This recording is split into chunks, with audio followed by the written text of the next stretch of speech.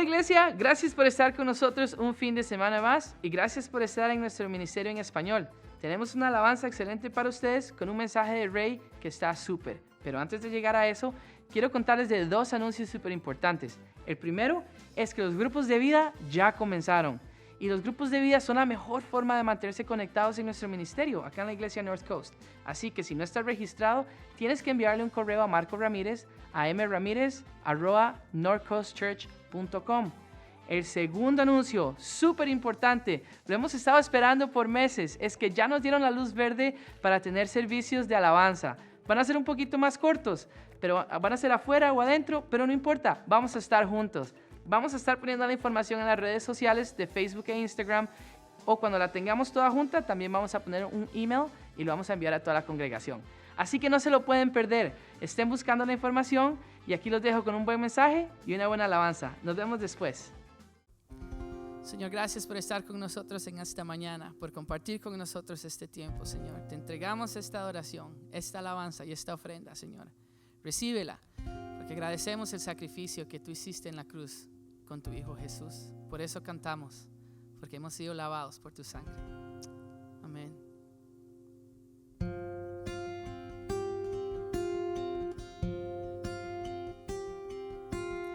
¿Quién me puede dar perdón? Solo de Jesús la sangre.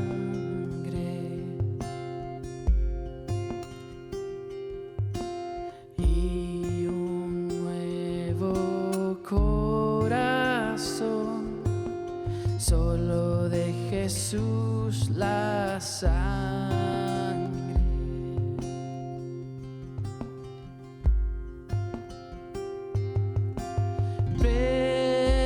Precioso es el caudal que limpia todo mal. No hay otro manantial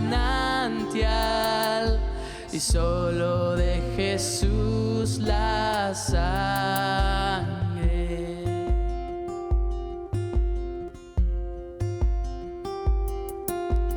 Esta mi esperanza es solo de Jesús la sangre.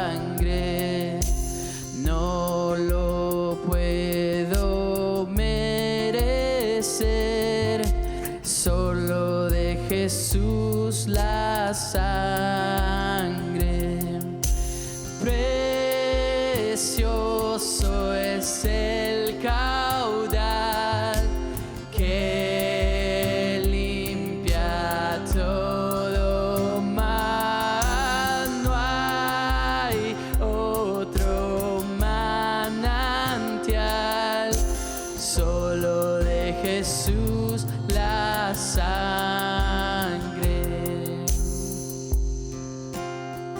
Hermoso Rey, toda gloria a Él. No hay otro nombre que se compare. Jesús mi Dios, Cordero y León, me liberaste, preciosa sangre. Hermoso Rey, toda gloria a Él. No hay otro nombre que se compare. Jesús mi Dios, Cordero y León, me liberaste, preciosa sangre.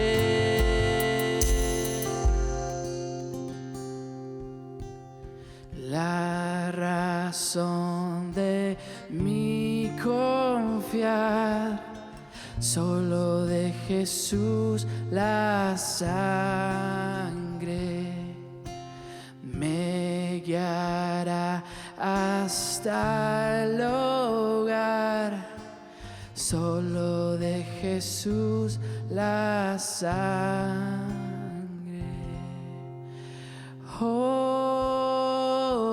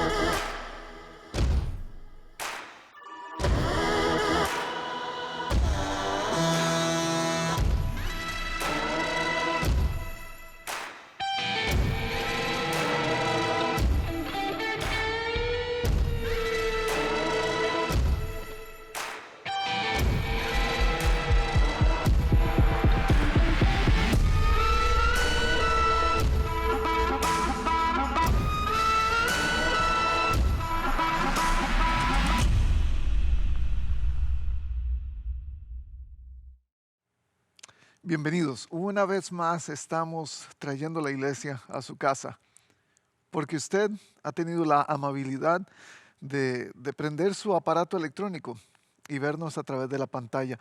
¿No es impresionante lo que Dios puede hacer a través de una pantalla? Durante todo este tiempo de pandemia hemos experimentado este gran milagro tecnológico. Es como una revolución tecnológica que ha ocurrido en todo el mundo a través de un virus solamente. Solo en menos de un año, yo creo que todas las iglesias en todo el mundo se han tenido que forzar a sí mismas, han tenido que tomar un paso más allá para revolucionar cómo hacemos iglesia. Y hoy quiero hablarles acerca de esto, porque la revolución que ocurre a nivel espiritual en nuestras vidas también se refleja mucho en la revolución que ocurre afuera, en el mundo, en las diferentes esferas sociales, económicas, políticas. De hecho, en el mundo en este momento hay revoluciones de todo tipo. No solamente por el virus que está atacando a todos los países del mundo, en especial a nuestro país, aquí en los Estados Unidos. Pero sin embargo también hay revoluciones políticas, hay revoluciones sociales, hay revoluciones de índole económica, revolución sexual, revolución industrial, llámela como sea, el mundo es una colección de revoluciones que nosotros hemos podido ver. Hemos sido parte de ellas. Algunos de nosotros hemos sido partes de los que han llevado la revolución a su punto más alto. ¿Es usted alguno de ellos? Usted nota las revoluciones que están ocurriendo en el mundo. Usted nota los trastornos, las complicaciones, los problemas que hay en todo el mundo. Pablo, Silas, Timoteo y Lucas. 4 hombres que decididos salen para llevar el mensaje del Evangelio al mundo. En este pasaje que vamos a leer hoy, son reconocidos como gente que trastorna el mundo entero. Y usted y yo nos vamos a tener que relacionar con esto. Porque si usted y yo servimos al mismo Dios que Pablo, Silas, Lucas y Timoteo sirven, quiere decir que usted y yo nos podemos convertir en eh, entes transformadores, entes revolucionadores, entes que de alguna manera trastornan al mundo. Y si usted está conmigo, lo voy a invitar, después de darle la bienvenida una vez más, lo voy a invitar a que busque el libro de Hechos, que es el que estamos estudiando en esta serie. El libro de Hechos, el capítulo 17, de los versículos 1 al 15. Y comenzamos en este capítulo nuevo. Pablo, Silas, Timoteo y Lucas han estado ya en algunas aventuras, han tenido algunas aventuras. La semana pasada fueron perseguidos, fueron apaleados. En Filipos, el carcelero tuvo una experiencia de conversión a través de una experiencia de maltrato con ellos. Hoy están pasándose a otro lugar donde Pablo también instituyó una iglesia. En fin, voy a dejar de hablar porque la introducción se puede hacer más larga que el sermón. ¿Qué tal si leemos el texto? Hechos capítulo 17. Dice, atravesando Anfípolis y Apolonia, nombres muy interesantes, Pablo y Silas llegaron a Tesalónica. Tesalónica es el lugar donde encuentran quizás una de las más grandes barreras, donde la gente es muy difícil. De hecho, esta es la iglesia a la cual Pablo le escribe una carta, Tesalonicenses, y una segunda carta, segunda de Tesalonicenses. Estas están en el Nuevo Testamento. Entonces, dice que había una sinagoga de los judíos. Este lugar sí tenía sinagoga. Recuerden, Filipos la semana pasada no tenía sinagoga porque no habían suficientes hombres, pero aquí sí había una sinagoga. Habían suficientes judíos. De hecho, habían demasiados judíos. Como era su costumbre, dice el versículo 2, Pablo entró en la sinagoga y 3 sábados seguidos discutió con ellos. Basándose en las Escrituras, les explicaba y demostraba que era necesario que el Mesías padeciera y resucitara. Ahora, ¿por qué esto tiene parte en la historia? Déjeme contarle un poco qué está pasando aquí, porque cuando vemos el contexto de lo que está ocurriendo en nuestra historia, podemos aplicarlo mejor a nuestras vidas. Cuando llegan a Tesalónica, se dan cuenta que hay una sinagoga. 3 sábados seguidos van y discuten con ellos, dicen, y estos son los verbos que usan: discute, explica y demuestra. Pablo tiene algo, un mensaje que llevar para convencer, para poner en la mente, y no solo en la mente, pero también en el corazón de estos judíos, que era necesario que el Mesías padeciera. Aquí hay varias implicaciones. Voy a hablar un poco de esto más adelante, pero es importante entender que en un contexto grecorromano, donde Roma o el imperio romano es el que está en el poder, la gente de este imperio, la gente que está bajo este imperio, tiene una mentalidad completamente eh, política y basada en el poder que un imperio ha impuesto sobre todos los pueblos del mundo. ¿Por qué es esto importante? Porque para explicarles lo que significa la venida del Mesías a la tierra, ellos van a tener que considerar los aspectos que los judíos no pueden ver. Pablo y Silas tienen que considerar los aspectos bíblicos de la historia bíblica que los judíos tienen que entender para que les pueda entrar en su mente que Jesús es el Mesías. Y es por eso que a través de las Escrituras, Pablo les explica y les demuestra que era necesario que el Mesías padeciera y resucitara, que son las dos condiciones básicas que Jesús nos da para demostrar que Él es el Hijo de Dios, que Él es el Mesías enviado. Mesías quiere decir el ungido, el escogido de Dios para liberar a su pueblo. En fin, voy a dar un poco de esto eh, más adelante. Pablo les decía, este Jesús que les anunció es el Mesías. Él ya les está hablando de el Mesías, el título del ungido de Dios, pero ahora le pone nombre al Mesías y les dice que se llama Jesús. Algunos de los judíos se convencieron y se unieron a Pablo y a Silas, como también lo hicieron un buen número de mujeres prominentes y muchos griegos que adoraban a Dios. Aquí hay elementos importantes porque nos está diciendo que una gama grande de personas, una extensión de la población cree en Jesús. Hay judíos, hay griegos y hay mujeres. Variedad. Ese es el reino de los cielos. Esta es la iglesia de Hechos. Una variedad de personas, una variedad de gente. Ahora, con esa variedad también viene lo que sigue, que se empieza a poner caliente el asunto. Pero los judíos, llenos de envidia. ¿Por qué envidia? Recuerden que están hablando del Mesías.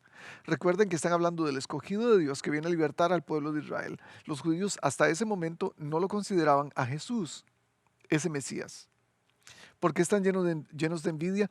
Porque Pablo, Silas y los demás están ganando adeptos a esta nueva fe, a esta nueva creencia, a esta nueva manera de ver la vida, a esta nueva manera de ver a Dios.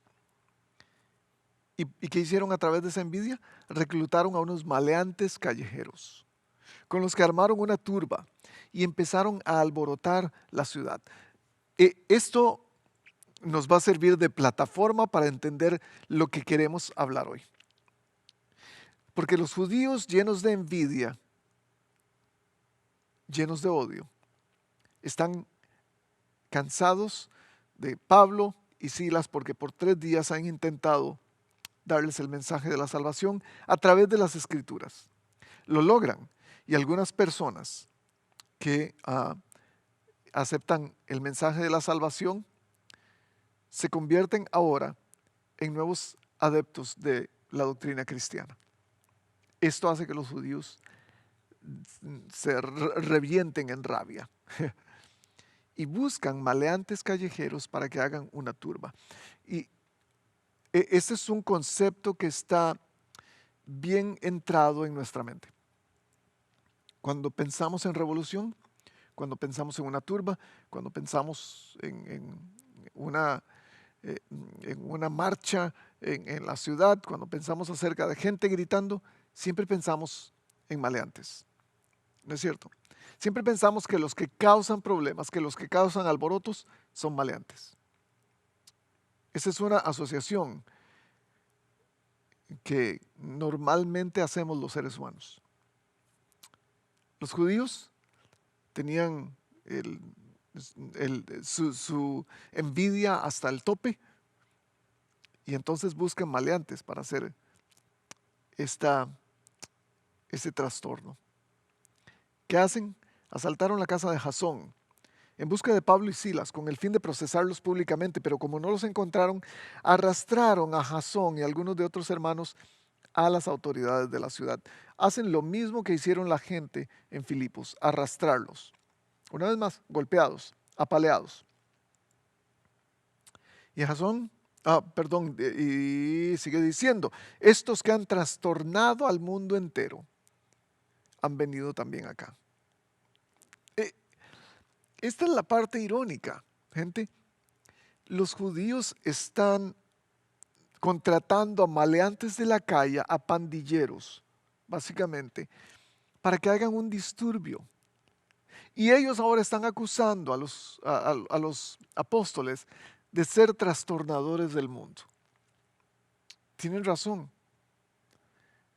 Hay un trastorno que viene de parte del mensaje de la salvación, de parte del mensaje del reino. Dicen, estos que han trastornado al mundo entero han venido también acá. Ya habían escuchado, ya tenían noticias de ellos. Y Jasón los ha recibido en su casa. Todos ellos actúan en contra de los derechos del emperador, afirmando que hay otro rey, uno que se llama Jesús. Al oír esto, la multitud y las autoridades de la ciudad se alborotaron. Entonces, estas exigieron fianza a Jasón y a los demás para dejarlos en libertad. ¿Se imagina el disturbio que todo esto causó? Maleantes, gente en contra de los apóstoles, judíos llenos de rabia, cristianos defendiendo a los apóstoles, Jasón siendo arrastrado hacia las autoridades. Esto era un desorden completo. Solo prenda su televisión y vea lo que está pasando en el mundo.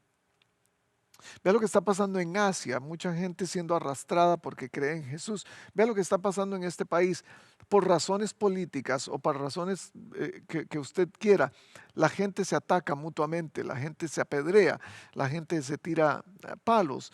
Las autoridades son llevadas para desarmar a grupos completos en la calle. O sea, esto es un reflejo de la sociedad de hoy. Es un reflejo de lo que pasa en nuestras vidas, una turbulencia en nuestras vidas, una serie de conceptos que se juntan y chocan entre sí mismos y causan trastornos. Tan pronto como se hizo de noche, versículo 10. Los hermanos enviaron a Pablo y a Silas en Berea, quienes al llegar se dirigieron a la sinagoga de los judíos. O sea, esta gente no aprende. Lo primero que hacen es ir a la sinagoga. Ahora ya se fueron de Tesalónica, se pasaron a Berea, porque ya no los querían en Tesalónica. Cuando llegan a Berea, ¿qué hacen? Van directamente a la sinagoga. Pero estos eran de sentimientos más nobles que los de Tesalónica, de modo que recibieron el mensaje con toda avidez y todos los días examinaban las escrituras para ver si era la verdad lo que se les anunciaba. Esta parte me encanta, porque no solamente están recibiendo el mensaje de la salvación con brazos abiertos, también tienen sus preguntas. Quieren saber si lo que les están diciendo es la verdad. Y esta aplicación la voy a hacer un poco más adelante, pero muchas veces nosotros los cristianos solamente recibimos mensaje diciendo es cristiano porque le ponemos una etiqueta de que todo lo cristiano es bueno. Y tenemos que tener mucho cuidado con todo lo que tiene etiqueta cristiana porque muchas veces estamos consumiendo alimentos que están expirados. Si usted entiende lo que estoy diciendo, muchas veces estamos consumiendo alimento espiritual que no funciona, que no está bien solamente porque tiene una marca, solamente porque está envuelto en un paquete que dice cristiano. Esta gente sabían lo que estaban haciendo. Querían tener la verdad de primera mano, pero querían saberlo con preguntas, siendo inquisidores de la palabra de Dios. En fin, sigue diciendo, muchos de los judíos creyeron, una vez más, y también un buen número de griegos, incluso mujeres distinguidas y no pocos hombres. Nota algo parecido, porque en los versículos 4 y el versículo 12, estas dos cosas tienen algo en común. El mismo tipo de gente cree en Jesús, cree en el mensaje de la salvación, tanto en Tesalónica como en Berea. Y vean lo que pasa. Cuando los judíos de Tesalónica, ni siquiera los de Berea, cuando los judíos de Tesalónica se enteraron de que también en Berea estaba Pablo predicando la palabra de Dios, fueron allá para agitar y alborotar a las multitudes. Una vez más, esta gente no tiene fin, no se les acaba la cuerda. Ya no podían hacerlo en Tesalónica porque Pablo y Silas habían salido. Ya no podían hacerlo con Jasón. Ahora encontraron que Pablo y Silas, o se dieron cuenta que Pablo y Silas estaban en Berea y allá fueron a alborotar a las multitudes. Una vez más, este pasaje está lleno de alboroto, este pasaje está lleno de conflicto, está lleno de trastornos. ¿Para qué hacer tanto aspaviento? ¿Para qué hacer tanto trastorno? Usted dirá. ¿Por qué los discípulos solo no agarraron un barco, se fueron de vuelta a casa y se quedaron tranquilos? ¿Por qué?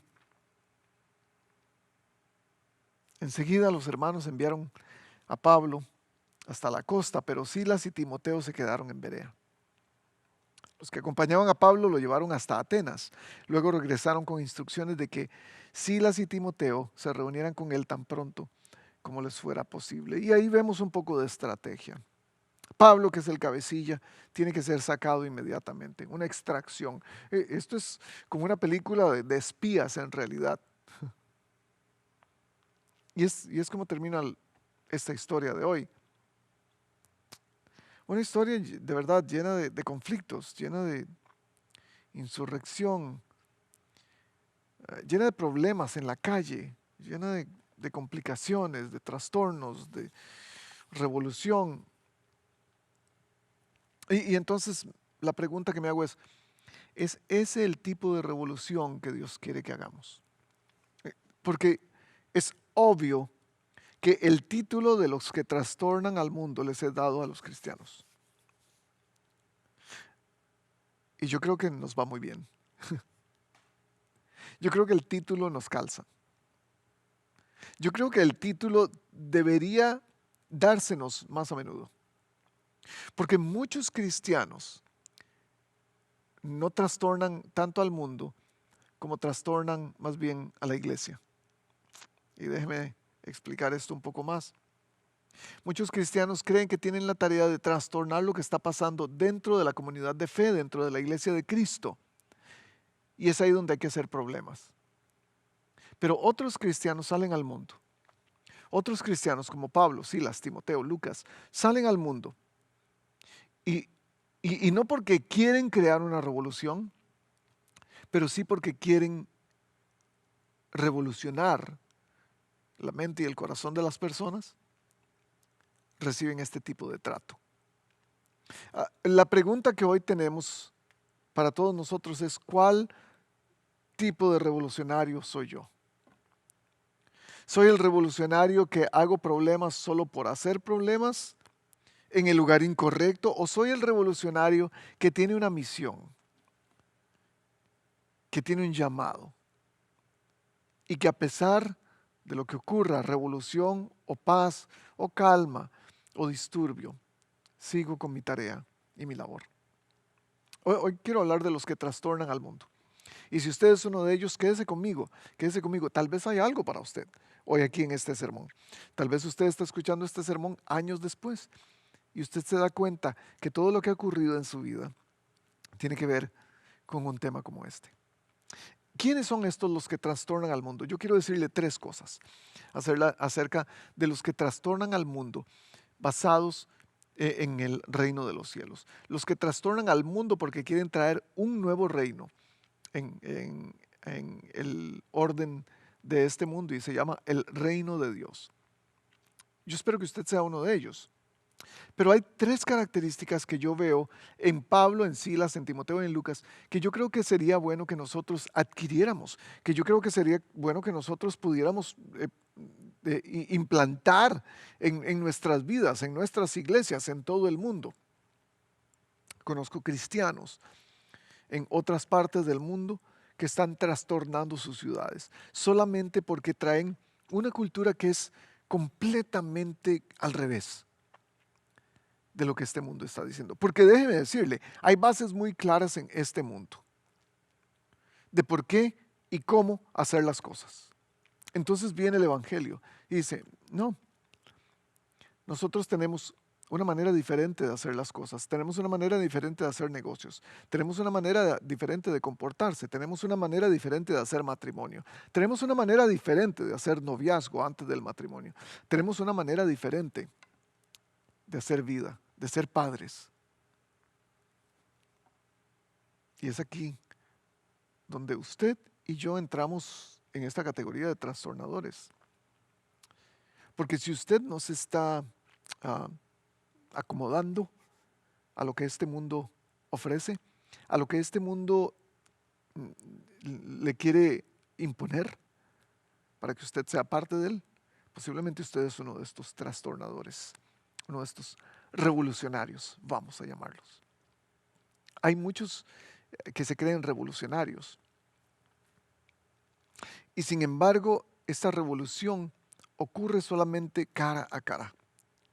Hay muchos que quieren ser revolucionarios en estos días a través de los medios sociales, de las redes sociales, de plataformas virtuales completamente. Y quieren revolucionar la manera de pensar de otras personas, pero hay un elemento que les hace falta y que nos enseñan estos valientes de la historia de hoy, y es el aspecto de relación personal. Pablo y Silas no tenían miedo de ir y enfrentar la verdad para ofrecerla y también para llevar las consecuencias de lo que ocurriera. Pablo y Silas no tenían temor a esto. De hecho, la primera cosa que quiero decir, estos que trastornan al mundo le temen más a la comodidad que a los cambios. Le tienen más temor a sentarse cómodamente que a estar enfrentando cambios aunque los incomode. Y la pregunta que quiero hacer para hablar de esto es, ¿qué es lo que revoluciona su mundo?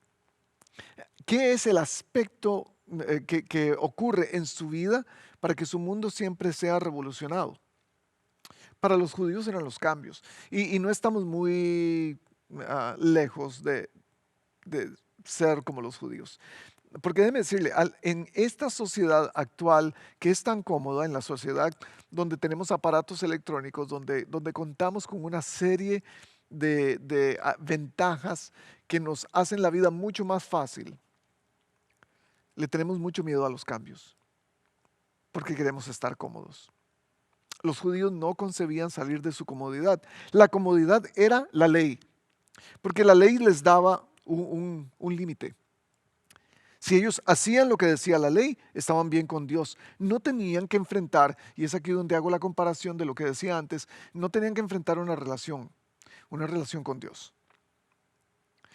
Era cómodo seguir las reglas. Si sigo las reglas, estoy cumpliendo con lo que Dios quiere. Estoy haciendo lo que Dios quiere. Soy la persona que Dios quiere.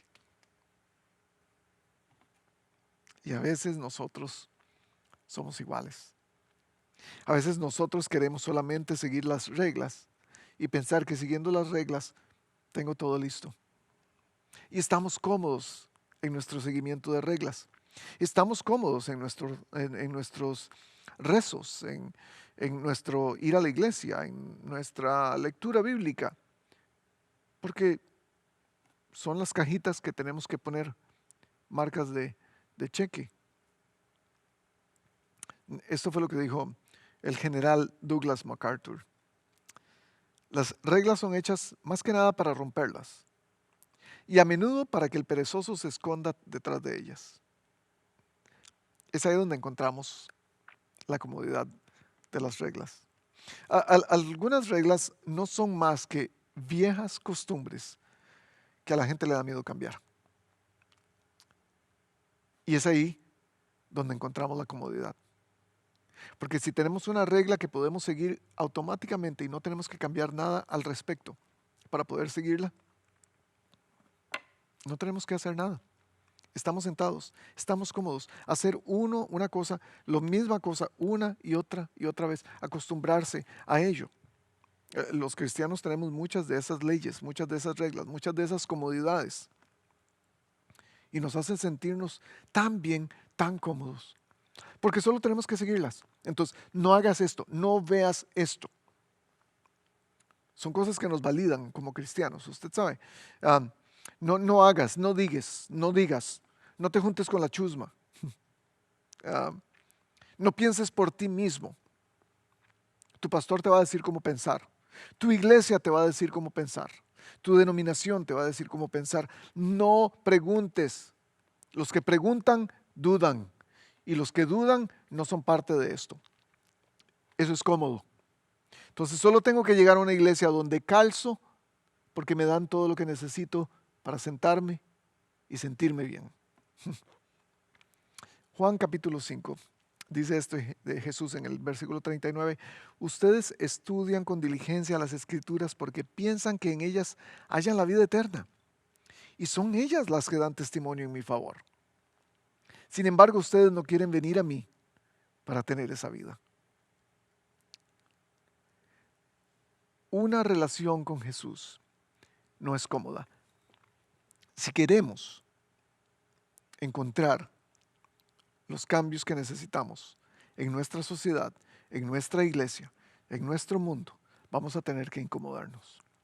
Esa incomodidad tiene que ver con una relación personal. No tiene que ver con solamente cambios porque queremos que hayan cambios. Necesitamos que haya una relación personal para que haya cambios. Es que la relación con Jesús no es cómoda porque hay que aprender demasiado. Hay que verse demasiado retado en muchas cosas. Hay que cambiar demasiadas cosas. Esos retos son constantes y no es cómodo seguir a Cristo. Si usted se siente retado, si usted no se siente cómodo en su relación con Dios, felicidades. Tal vez usted está en el camino correcto. Estoy hablando de no sentirse cómodo al no seguir reglas que lo hagan sentir sumamente tranquilo. No tengo que hacer mucho. El Evangelio debería revolucionar los elementos más profundos de nuestra vida. Los elementos que nos hacen sentirnos cómodos, debería revolucionarlos. ¿Cómo sabes que estás cómodo? Bueno, buscando excusas para no hacer ningún cambio. Esa es la manera más fácil de sentirse cómodo. ¿Cuál es tu situación? ¿Estás sumamente cómodo en el cristianismo? ¿Estás sumamente cómodo en tu relación con Dios? ¿Y no estás buscando ningún cambio? Y cuando viene un cambio lo que haces más bien es reclamar, rezongar. Ay, no me gusta tal cosa. Ay, no me gusta cómo hacen. No me gusta esto. Esa es la primera cosa de los revolucionarios. Están mucho más cómodos con los cambios que con la comodidad misma.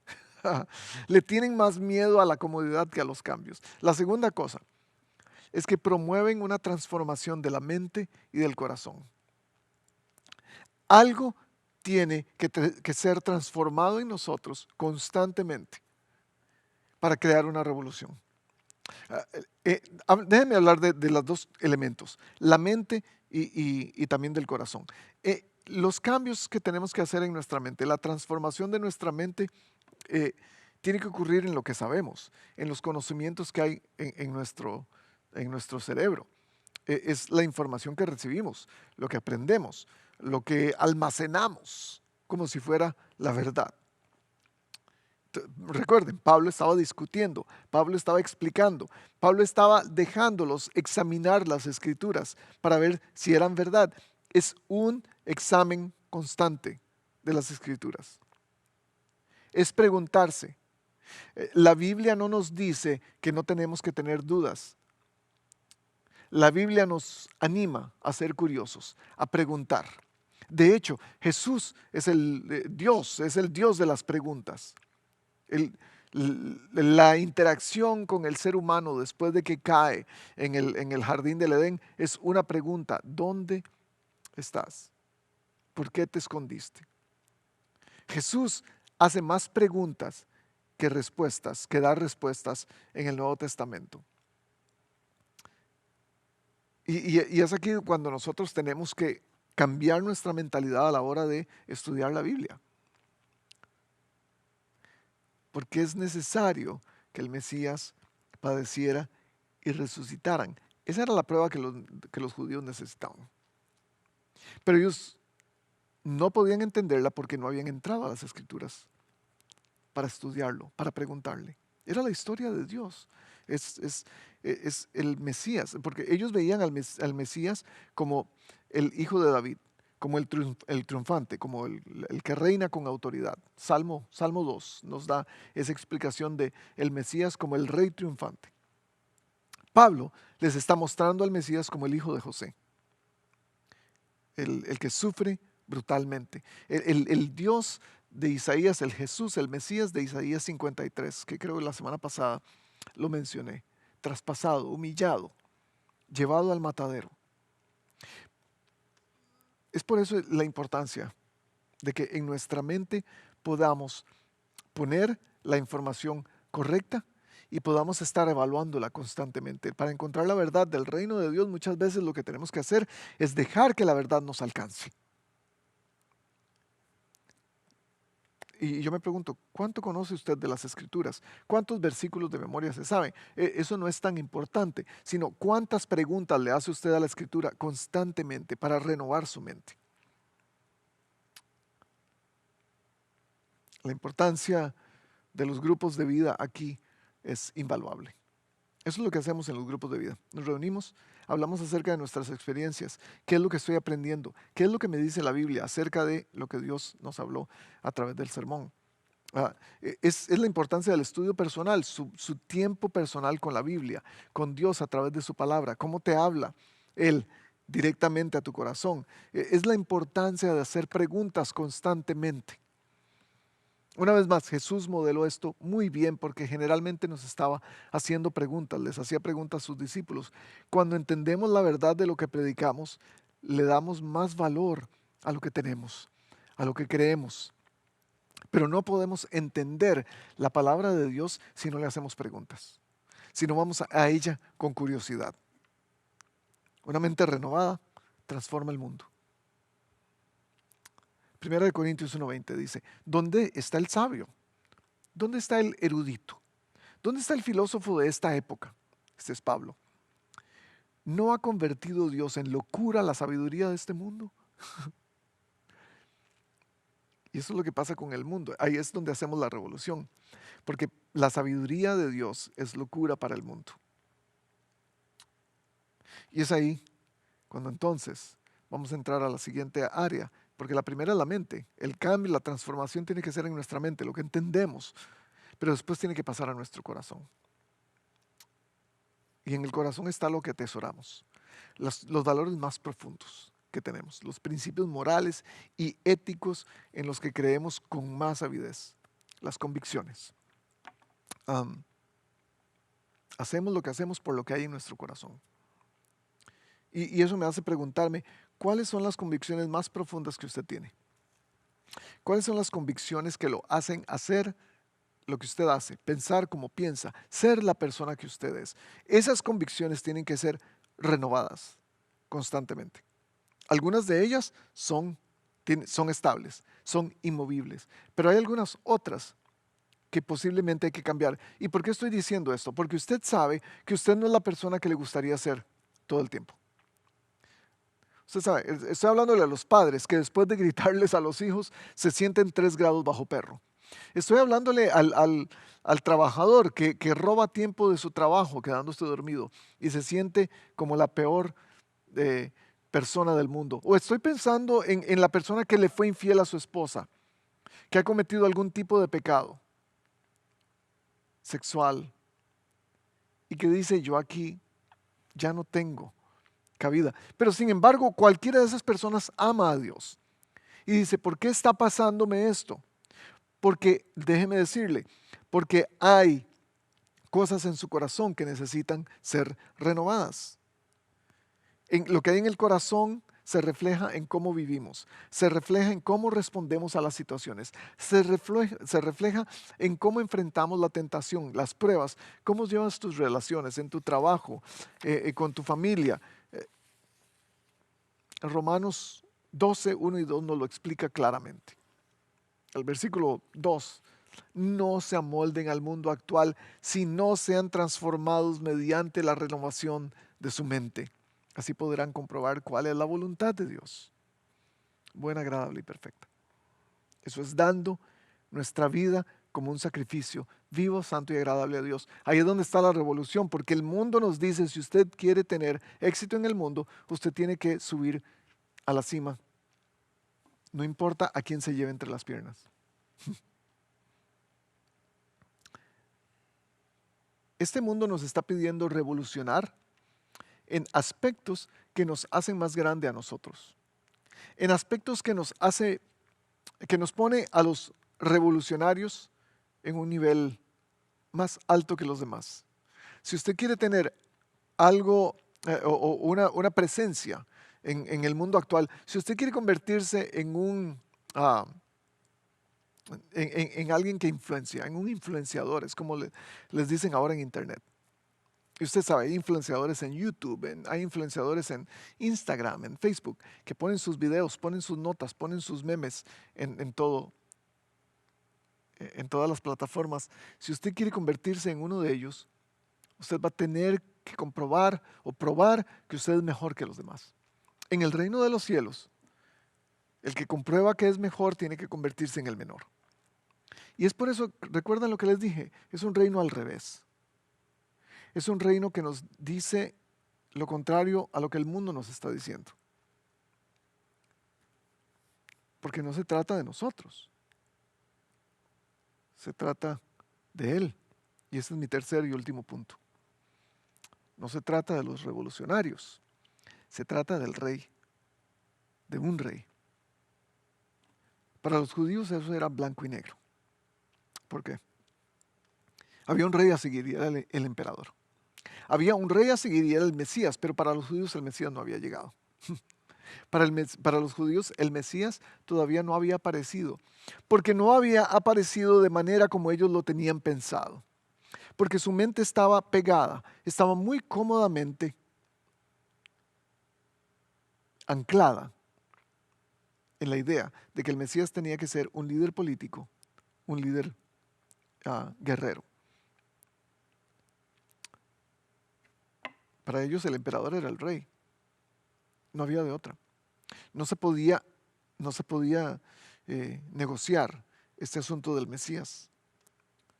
Seguían las reglas, era más cómodo. No querían ningún revolucionario que trastornaran la calma de su paz, de su tranquilidad, a menos que fuera alguien como el Mesías. Pero estos no tenían cara del Mesías. El Mesías se ve como un guerrero. El Mesías se ve como un triunfante hombre político. Estos eran don nadies que venían a predicar acerca de ser, de ver a la otra persona mejor, como mejor que a mí mismo. Predicaban acerca del amor. Predicaban acerca de uno que murió para poder lograr la salvación de un pueblo completo. Esto no tiene sentido para ellos. Para ellos la revolución no podía ocurrir si no era a manos de los revolucionarios, pero que seguían al rey incorrecto. Para ellos las revoluciones tenían que ver con política, con sangre, con masacre, con dominio.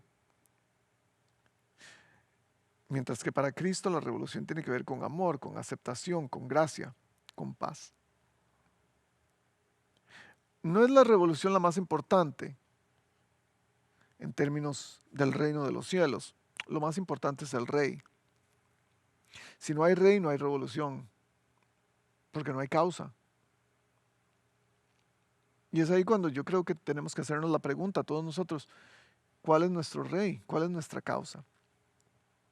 ¿Cuál es la revolución a la cual le doy mi tiempo, a la cual le doy mi esfuerzo, a la cual le doy mi pasión? ¿En dónde están todos mis esfuerzos guiados para causar una revolución? Y déjenme hablarle a algunos de ustedes que posiblemente políticamente están guiados para uno, para el otro lado, a la izquierda o a la derecha, para adelante, para atrás, llámelo como sea.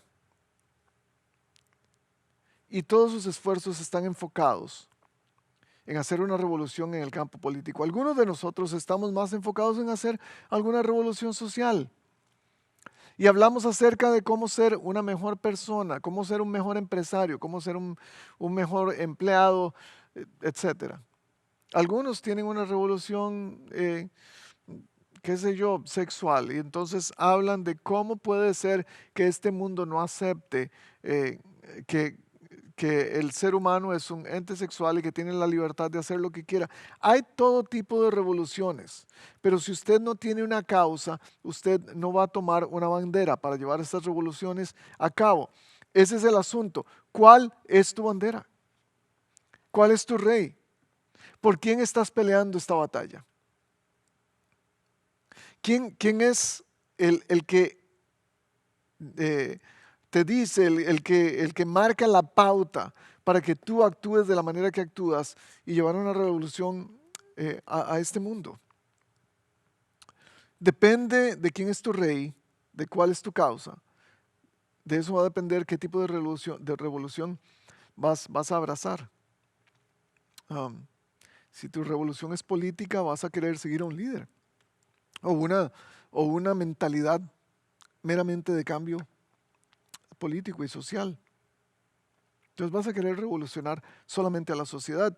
Si tu rey, si tu bandera es un estatus, entonces vas a querer eh, llevar a cabo una revolución de apariencias. Y vas a querer demostrar en los medios sociales cuánto consumes, cuán feliz eres, cuán perfecta es tu familia, lo bonito que peinas a tu perro al salirlo a pasear, al sacarlo a pasear, tus logros, el carro nuevo que tengo, el nuevo miembro de la familia, le llaman algunos al nuevo carro. Si tu rey y tu bandera eres tú mismo, posiblemente estás pensando en tu comodidad. La vida se trata de cuán cómodo estás. Hay revolucionarios que quieren hacer una diferencia, no con gente real. Quieren hacerlo con una plataforma. Influenciar sin una relación nos hace decir lo que sea, sin ningún tipo de fondo en nuestras palabras. Pero ¿qué pasa con estos revolucionarios que vemos en nuestra historia? Ellos se olvidan de sí mismos porque la causa de ellos es más grande que su misma revolución. Ellos no están ahí para hacer revolución, ellos no están ahí para trastornar al mundo, ellos están ahí por seguir a su rey, a Jesús, porque han recibido un llamado y están dispuestos a dar su vida por esa causa. Los revolucionarios se olvidan de sí mismos y solo van, hacen su trabajo. El mundo sigue culpando a los revolucionarios, pero la lucha no es contra los revolucionarios, en realidad la lucha no era contra Pablo, contra Silas, contra Lucas, la lucha era contra Jesús, porque es a Él a quien ellos representan. Y déjeme decirle, si usted se siente que está cansado de tanta lucha, de tanta revolución, déjeme decirle, la lucha no es contra usted, es contra lo que usted representa. Esos son los revolucionarios que necesita el reino de los cielos. Necesitamos revolucionarios que se rebelen contra la mentira, contra la injusticia, contra los órdenes establecidos en este mundo. En un tiempo de engaño universal, decir la verdad es un acto revolucionario. Y usted lo sabe.